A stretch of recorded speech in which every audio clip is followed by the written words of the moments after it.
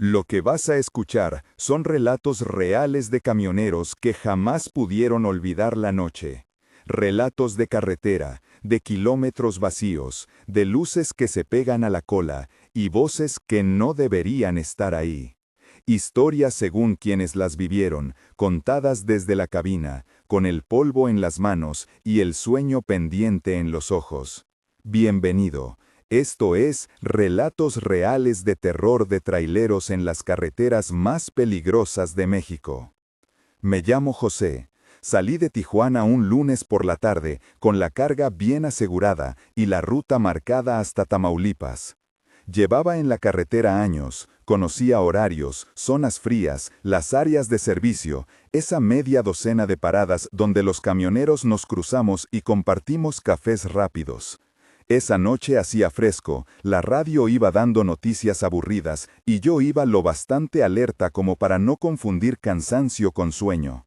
Todo fue normal hasta que, en algún punto de la carretera, noté unas luces detrás que no se movían de forma natural. Al principio pensé que era otro camión más, las luces altas en un espejo siempre sacan ese susto. Pero pasaron las horas y la furgoneta pequeña que veía en el retrovisor no adelantaba. Se quedaba a la misma distancia, manteniendo la orientación sin rebasar. Cambié el ritmo, aceleré, bajé, pasé 2 poblados y siempre lo mismo, el mismo vehículo pegado a mi cola. Cuando llevaba más de 1 hora así, apagué la radio y fui a por una de esas viejas maniobras que a veces funcionan. Reduje la velocidad hasta detenerme en un arcén amplio, dejé el motor en marcha y me quedé mirando por el espejo. La furgoneta pasó y se detuvo unos metros más adelante, con las luces encendidas. Decidí bajar. No fue una decisión racional, fue una mezcla de curiosidad y un mal presagio que no podía explicar. La estación de servicio no tenía casi nadie. Caminé despacio hacia la furgoneta. Tenía las puertas cerradas, la carrocería cubierta de polvo, pero el habitáculo estaba vacío. Nadie al volante, nada en los asientos. Aún ahora me acuerdo del silencio que hubo en ese momento, un silencio inmenso que sonaba a nada. Llamé por el móvil, no salió nadie. Miré alrededor y no había señales de pelea ni de huellas recientes que explicaran una salida precipitada. Simplemente estaba sola, con las luces encendidas como si esperaba algo. Volví a mi camión con un mal cuerpo que se me quedó pegado al alma. Traté de convencérmelo. Puede haberse ido a la tienda, alguien tuvo un problema y le atendieron, no es nada. Pero esa sensación de ser observado no se iba. Reanudé marcha. Pasaron un par de horas más. Creía que la escena había quedado atrás. No fue así. En la recta siguiente, un vehículo salió de la nada y golpeó mi remolque, obligándome a orillar con el chasis tocado y una mano del embrague que ya no respondía como antes. No hubo violencia dramática, fue un choque calculado, frío, me empujaron a la cuneta y mi camión quedó inmovilizado. Estaba en medio de la noche, sin cobertura completa y con el motor apagado, cuando un hombre apareció a la luz de la luna. No venía en la furgoneta, apareció a pie, como si la carretera lo escupiera. Tenía la ropa manchada y un semblante que me heló. No le pregunté por qué estaba allí. Él no habló de inmediato. Me dijo, con voz rasposa, que le acompañara a un sitio no muy lejos y que lo mejor era no meterse con la policía, algo que entonces me pareció raro.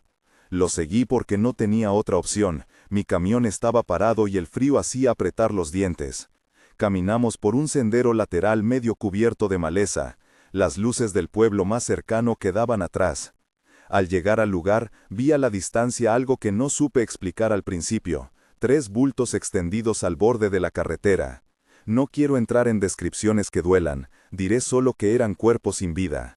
No estaban colocados de forma teatral, parecían haber sido dejados allí o haber terminado allí por fuerza de la noche.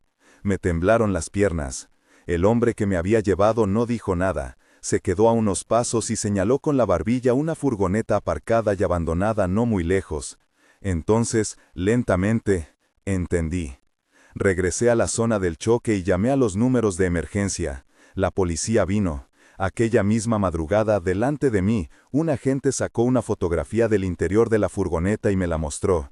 Era la misma van que, según él, había sido reportada como la de las personas desaparecidas que buscaban, 3 estudiantes que llevaban días sin aparecer. No puedo afirmar nada más que lo que vi. Los agentes hicieron su trabajo, tomaron notas, pidieron declaración. Yo conté lo que había ocurrido. Mi voz sonó extraña hasta para mí. No era un cuento de carretera, era una madrugada con 3 nombres que, tiempo después, vería en un expediente que me sacudió el pecho. Lo que quedó de aquella noche no fue solo el recuerdo de la furgoneta vacía, ni del golpe al camión. Fue la certeza de que algo me había seguido y me había empujado a mirar donde otros quizá no hubieran mirado. La carretera puede ser una testiga muda que te elige sin ganar ni perder nada. Desde entonces, cuando conduzco, llevo un nudo que no se suelta. Me pregunto si quienes desaparecieron pedían ayuda o si lo que les pasó fue distinto. No sé. Solo sé que, según conté esa madrugada a los agentes, algo me puso allí a mí. Si estas historias te llaman la atención y quieres escuchar más relatos como este, dale me gusta y suscríbete. Aquí solo compartimos testimonios de quienes vivieron la noche en la carretera. Me llamo Gerardo y ya llevo años retirado, pero la carretera se me quedó dentro. Tengo 2 historias que nunca conté a la ligera porque, incluso ahora, me siguen marcando. La primera ocurrió en un tramo que los veteranos mencionan con el número del kilómetro, el kilómetro 62. Es un punto solitario, con matorrales y una pequeña zona donde la gente practica el autostop. Yo no soy de los que paran por costumbre, pero aquella vez vi a un hombre mayor en la cuneta, con la ropa húmeda y el gesto cansado. Dije, no voy a dejarlo ahí. Le hice autostop y le subí a la cabina. Conducimos un rato. Habló poco, más bien respiró con cierta dificultad. Me pidió que le dejara en un cruce concreto. Yo hice caso, pero a los pocos minutos de retomar la ruta, sentí como si el paisaje no cambiara. Miré el reloj, miré el odómetro. Tenía la sensación de haber pasado por la misma señal, la misma curva, varias veces. Cada vez que miraba por el retrovisor, el hombre estaba allí, como si no cambiara su posición. Después de un rato le dije, «Señor, creo que ya hemos pasado esto». Él levantó la vista, me miró fijo y dijo algo que todavía hoy me estremece. «Es que aquí es donde estoy». Me pidió que frenara. Yo obedecí. Cuando el camión se paró, él se bajó y se metió entre los matorrales. Yo le grité por educada preocupación, pero no contestó. Volví a mirar hacia atrás, no había huellas de alguien que se adentrara por el monte. Más tarde, cuando me crucé con un compañero por la radio, me dijo que no parara en ese punto, que no era la primera vez que oían historias de gente que esperaba allí y luego no aparecía, que, según decían, un hombre había muerto años atrás en ese kilómetro y que algunos camioneros preferían ignorar cualquier señal. Un aviso que sonó más a leyenda de carretera que a confirmación, pero a mí ya me había calado. La segunda historia es distinta, y me costó años dormir una noche de corrido. Era una madrugada lluviosa, y, por un fallo mecánico, mi compañero y yo quedamos atascados en una zona sin iluminación. Bajamos a revisar el remolque, y el barro nos llegaba hasta las suelas. Le grité al compañero que llamara por la radio para pedir ayuda. Mientras tanto, en la oscuridad, algo se movió en la cuneta. No era un animal corrido ni un ciervo. Era una figura alta, erguida sobre 2 patas, con una postura que no pertenecía a ningún bicho conocido. Tenía la sensación de un peso que no era humano. Ni siquiera puedo describir bien su cara. Era una sombra con 2 puntos que parecían reflejos. Respiré con fuerza. El compañero encendió una linterna y el haz golpeó esa figura. No corrimos, no creo que hubiéramos podido. Lo que hicimos fue lo que nos enseñaron los viejos. Nos arrodillamos y rezamos.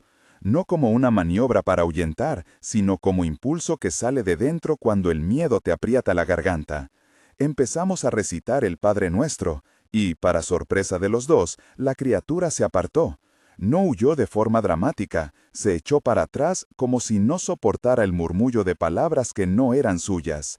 En aquel momento llegó otro camión, y la luz del faro mostró brevemente la silueta de algo enorme que desapareció entre los arbustos. Sé que suena a cuento, pero hay cosas que no admiten explicación racional. De nuevo, lo que nos salvó fue estar juntos y no intentar hacer los héroes. Antes de todo esto, en la radio escuché a un veterano que nos decía que en esa zona a veces aparecían cosas que no encajaban en mapas ni en libros de fauna. No lo mires a los ojos, me dijo a través del micrófono, y llama a alguien. A veces, entre camioneros, aprendemos a aceptar que hay tramos donde la prudencia gana a la curiosidad. No puedo afirmar qué era aquello, ni poniéndole nombre recupero la paz que perdí esa noche. Pero sé que la carretera junta historias que tienen poco que ver con la razón y mucho con el instinto de sobrevivir.